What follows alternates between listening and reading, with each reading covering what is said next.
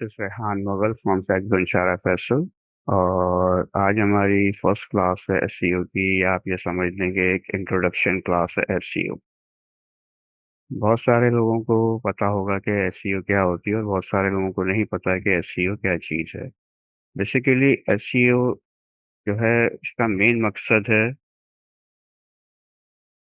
To rank your website.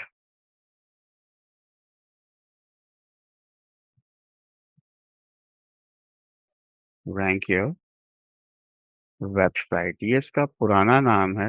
देखिए, हम इसके पुराने नाम पे काम करते थे। पुराने टाइम पे जब 2005 में ये फर्स्ट टाइम लॉन्च हुई थी और इसको गूगल ने लॉन्च किया था, तो इसका मेन मकसद यही था कि रैंक योर वेबसाइट, अपने वेबसाइट को गूगल कंसोल पे रैंक कराना। ठीक है। और अभी जो हम इसको नए नाम से पुकारते हैं वो है सर्च इंजन ऑप्टिमाइजेशन। ठीक। सर्च इंजन ऑप्टिमाइजेशन मतलब कि सर्च इंजन में आपकी वेबसाइट को ऑप्टिमाइज, जब आप सर्च करें और आपकी वेबसाइट रैंक करे। ठीक है। हमें अपनी वेबसाइट को रैंक कराने के लिए सिर्फ वेबसाइट नहीं है, आप इससे अपने सोशल मीडिया प्लेटफॉर्म्स और भी चीज़ों को रैंक करवाते हैं। जैसे सोशल मीडिया प्लेटफॉर्म फेसबुक है, इंस्टाग्राम है, ठीक है, आपका लिंक्डइन प्रोफाइल है, आपकी यूट्यूब है। इन सबको रैंक कराने में एसईओ का किरदार होता है। क्योंकि एसईओ जो है सिर्फ अकेली नहीं है। एसईओ की 4 टाइप्स हैं हमारे पास। 4 टाइप ऑफ एसईओ। ठीक है। 4 टाइप्स ऑफ एसईओ होती हैं हमारे पास। और 4 टाइप के अंदर सबसे जो मेन टाइप है वो है on page. The first main type is on page.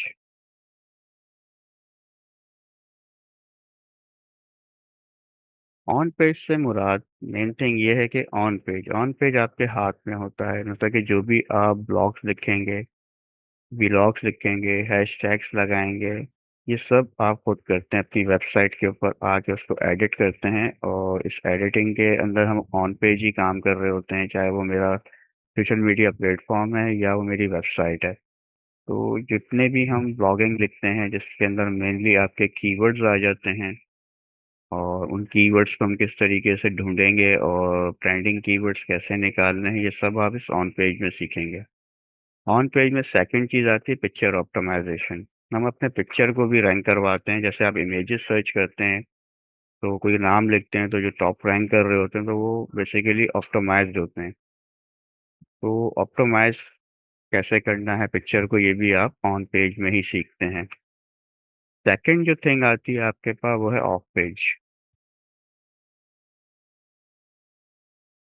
Of page basically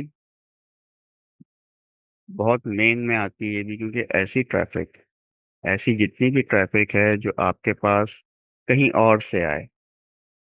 ठीक है। ऑन पेज में आपने नॉर्मली क्या, आपने नॉर्मली सर्च किया है। ठीक है, नॉर्मली सर्च किया है, आपके कीवर्ड आपकी वेबसाइट पे थे, आप कंसोल पे शो होने लग गए।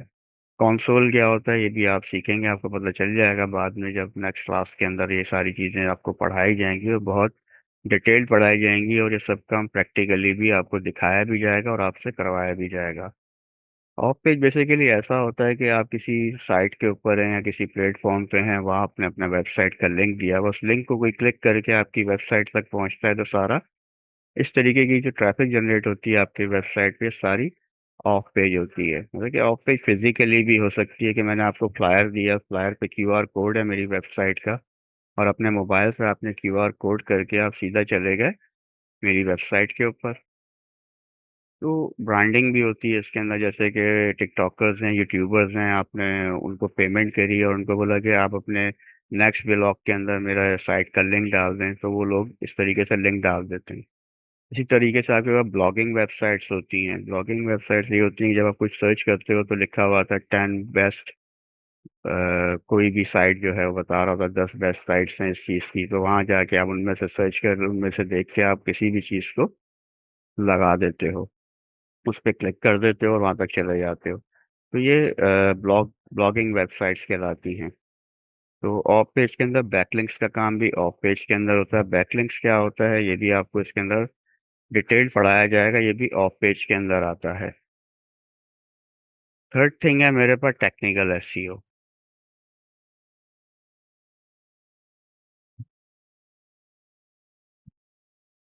टेक्निकल एसईओ बेसिकली मेन है, क्योंकि इसके अंदर मुझसे गूगल के साथ कनेक्टिविटी करनी होती है। ठीक है। जब आप सर्च करते हो सर्च इंजन के ऊपर, जो रिजल्ट आता है आपके वो गूगल कंसोल पे आता है। और अगर मैं गूगल कंसोल से कनेक्ट नहीं हूँ तो मैं वहाँ शो नहीं होऊंगा। तो टेक्निकल एसईओ में जो फर्स्ट स्टेप होता है कि हमें अपने आप को गूगल कंसोल से खुद को कनेक्ट करना होता है। मैं गूगल कंसोल से कनेक्ट हो जाऊंगा। ठीक है। तो मैं फिर गूगल पे कंसोल पे शो होना शुरू हो जाऊंगा। अदरवाइज अगर मैं उससे कनेक्ट नहीं हूँ तो मैं उस पर शो नहीं होऊंगा। ठीक है। सेकंड चीज जो हम इसके अंदर कनेक्ट करते हैं वो है गूगल एनालिटिक्स। आपको ये मालूम होना चाहिए कि आपकी वेबसाइट पे कितनी ट्रैफिक आ रही है, कहाँ से आ रही है और किन कीवर्ड्स के ऊपर से आ रही है और किन लिंक्स पे क्लिक्स करके आ रही है। ये सारी चीज़ें गूगल एनालिटिक्स आपको बताता है, तो उससे भी कनेक्टिविटी बहुत ज़रूरी होती है हमारी। थर्ड चीज़ होती है page speed insight. Page speed insight आपको ये बताता है कि आपकी वेबसाइट पे एसईओ कितनी है, का लेवल 100% में कितना आ रहा है, उसको ग्रीन होना ज़रूरी है। सेकंड चीज एक्सेसिबिलिटी कितनी है आपकी वेबसाइट की, कि आपकी वेबसाइट कितनी देर में खुलती है। तो और थर्ड चीज ये है कि आप उस पर प्रैक्टिस कर रहे हैं, यानी मतलब बेस्ट प्रैक्टिस। ठीक है ना, आप वेबसाइट आपने बना दिया, आप उस पर वर्किंग नहीं कर रहे, उसके ऊपर ट्रेंड के हिसाब से चेंजेस नहीं कर रहे और ट्रेंडिंग के हिसाब से आप कीवर्ड्स नहीं ला रहे। ठीक है, तो उससे भी फर्क पड़ता है आपकी वेबसाइट पे। तो हमें प्रैक्टिस करते हैं, अपनी वेबसाइट पे काम करते रहना चाहिए, जिसकी वजह से वो ज़्यादा अच्छे तरीके से रैंक करती है। और इसमें नंबर 4 चीज़ है आपके पास टैग मैनेजर।